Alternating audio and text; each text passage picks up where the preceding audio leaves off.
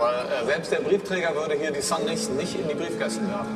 Und das ist einzigartig. Wir Menschen neigen alle dazu, also wenn eine Katastrophe geschieht, dann sind wir alle geschockt. Und vor allem, wenn wir in gewisser Weise, wenn es unsere Stadt war oder wir Leute kennen. Und im Moment ist man wirklich involviert, aber dann geht es auch relativ schnell, dass man das wieder vergisst. Und hier war es ja völlig anders. Hier wurde das 25 Jahre lang nicht auf eine Art zelebriert, dass man gesagt hat, so Freunde, ihr müsst alle mittrauern. Es ging nicht um die Trauer, es ging darum, dass das Ganze richtig eingeschätzt wird. And in 1989, we got to Sheffield. It was a beautiful spring day. It was a lovely day. It was warm, it was sunny. It just felt a special day. And I remember thinking, there's nothing better that you can be doing with your life. I was 19 years old. A Liverpool fan since I was 6 years old. This is FA Cup semi-final day. And at the time in 1989, the FA Cup in England was a massive competition. Well, my experience was I got to the ground a bit earlier than normal. And I used to go into the Kop at Anfield about 2:30. Because the nature of the terracing, if you wanted to go to a particular area, and I like to be right in the middle, behind the goals, that's where the most atmosphere was, the most singing, very quick-witted Liverpool fans. I wanted to be part of that as a young man with my friends. Just the whole optimism was there, you know, that's how the story starts.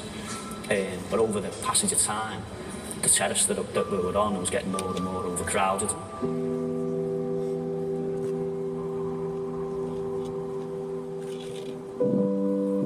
Now the problem is that you have the arrival of 2,000 people in the space of 1 minute, 2 minutes. They arrive at a tunnel that is only 14 foot wide, and it's built on a 1 in 6 downward slope. So the tunnel goes into the stadium on a downward slope. These people were condensed into the tunnel, and simple crowd dynamics meant that they were just Swept along. They were swept along the tunnel and just blown into the stadium. We had a friend who was in that tunnel at the time, and he describes being picked up by this surge, spun around in midair, and he entered the stadium with his back to the pitch, but the police had completely lost control. There were no problem. Fans were not arriving late, they were on time.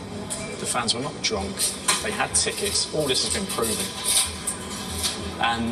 But the police had just failed to manage the build-up of the crowd.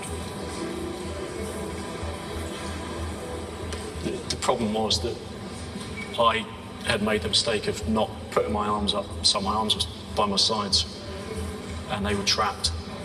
So I couldn't move any part of my body from the neck down. I could move my mouth and my eyes, just about move my head, and that was it.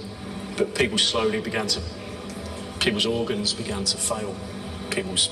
Because they were being crushed so badly. You could smell urine, excrement, as people's organs gave way. You could see people changing colour, people screaming. And to my left, two lads managed to climb above the crush